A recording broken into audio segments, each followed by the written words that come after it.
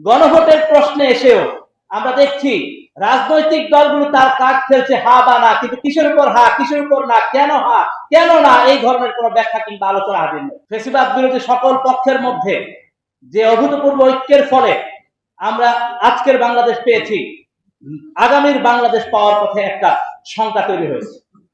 আমরা দেখতে পাই আমাদের মধ্যে শঙ্কা কি, আমাদের মধ্যে শঙ্কা হচ্ছে যে গণভোটের কথা বলা হচ্ছে, সেই গণভোটের পরেও সাংবিধানিক পরিষদে গিয়ে এমন লোকেরা ক্ষমতায় আসবে কিনা যারা জনগণের সংস্কারকে বুঝতে পারবেন না।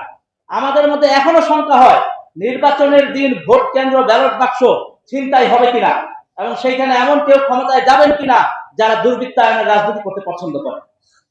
এই যে আশঙ্কা, এই যে শঙ্কা, সমাজে এই শঙ্কাগুলো রয়ে যাওয়াই তো আমাদের জন্য ব্যর্থতার সংকেত দেয়। আমরা তো একটা রাষ্ট্র চেয়েছি যে রাষ্ট্র বৈষম্যহীন এবং সমৃদ্ধির রাষ্ট্র হবে।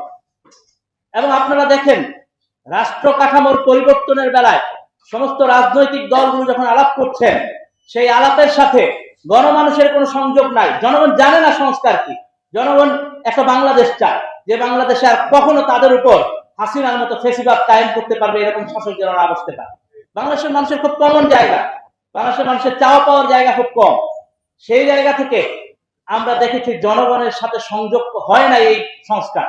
গণভোটের প্রশ্নে এসেও আমরা দেখছি রাজনৈতিক দলগুলো তার কাজ খেলছে হা বা না, কিন্তু কিসের উপর হা কিসের উপর না, কেন হা কেন না, এই ধরনের কোনো ব্যাখ্যা কিংবা আলোচনা হাজির নেই সমাজে।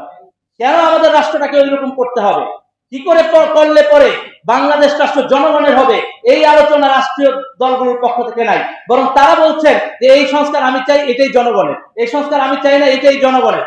জনগণের উপর রাজনৈতিক দলগুলো তার মতামত চাপিয়ে দিচ্ছে। আমরা তো চেয়েছিলাম যে জনগণ যে রাষ্ট্র চায়, নিরাপত্তার রাষ্ট্র চায়, জনগণ শান্তির রাষ্ট্র চায়, সে শান্তির রাষ্ট্র গঠনে রাজনৈতিক দলগুলোর বোধোদয় হবে এবং তারা জনগণের জন্য চিন্তা করবে।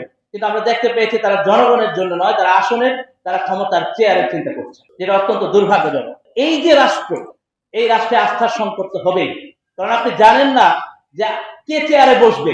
আপনি না বসতে, আপনি যদি কাজ করতে চান আপনি আশঙ্কায় ভোগেন, যেভাবে করে মুস্তাক স্যার বলছিলেন যে পিস্তলটা কে নামাবে। এই পিস্তল নামানোর শঙ্কার কারণে আজকে রাষ্ট্রে আমরা একটা নতুন রাষ্ট্র গঠনের একটা সম্ভাবনা থাকা সত্ত্বেও সেই সম্ভাবনায় কিছুটা পিছিয়ে গিয়ে এখন আমাদেরকে আলাপ করতে হচ্ছে যে সমস্ত রাজনৈতিক দলগুলোর মধ্যে যতটুকু ঐক্যমত্য হয়েছে ততটুকু ঐক্যমত্যের আলোকেই পরবর্তী রাষ্ট্র গঠন প্রক্রিয়ায় অংশগ্রহণ করা দরকার। সেই সমস্ত রাজনৈতিক দলগুলোর ঐক্যমত্যের কাছে প্রশ্ন করতে চাই, জনগণের মতামতটা আপনাদের মতামতের মধ্যে দিয়ে কিভাবে প্রতিফলিত, আমরা কিভাবে বুঝবো যে বাংলাদেশের জনগণ এই সংস্কারগুলি চেয়েছে আর এই সংস্কারগুলি চায় না। যদি সেটা গণভোটের মধ্য দিয়ে প্রতিফলিত হয় তাহলে সেই গণভোটের ক্ষেত্রে জনগণের কাছে চূড়ান্ত ক্ষমতা দেওয়া হচ্ছে না কেন। সেজন্যই আমরা প্রস্তাব করেছি যে গণভোটে আমরা বলেছি যে ব্যালট থাকতে হবে দুইটা। একটা হলো যে সমস্ত সংস্কার প্রস্তাবগুলোতে 4 বা তার কম দল নোট অফ ডিসেন্ট দিয়েছে সেগুলোকে ঐক্যমত্য ধরে নিয়ে সেখানে গণভোট হইতে হবে হা বা না এর ভিত্তিতে। সেখানে জনগণ হা ভোট দিলে সেই সংস্কারগুলো বাস্তবায়ন হয়ে যাবে। দ্বিতীয়ত আমরা বলেছি যেখানে 5 বা তার অধিক সংখ্যক দল নোট অফ ডিসেন্ট দিয়েছে সেই সমস্ত সংস্কার প্রস্তাবগুলোকে নোট অফ ডিসেন্ট ধরে নিয়ে জনগণের কাছে ভোট চাওয়া হবে হা বা না। যদি জনগণ হা ভোট দেয় তাহলে নোট অফ ডিসেন্ট কার্যকর না থেকে পরবর্তী সাংবিধানিক পরিষদে আলোচনা হয়ে সেগুলো সিদ্ধান্ত গ্রহণ করা হবে। এই যে প্রস্তাব, এই প্রস্তাবের ফলে জনগণের কাছে রাজনৈতিক দলগুলোর যাওয়ার প্রয়োজন পড়বে। জনগণকে তাদেরকে বোঝাতে হবে যে কেন এই সংস্কারটা রাষ্ট্র এবং রাজনীতি এবং গণমানুষের জন্য প্রয়োজন। আমরা তো মনে করি প্রথমত বাংলাদেশে এই সময়ের রাষ্ট্রকে জনগণের কাছে পৌঁছাতে হবে।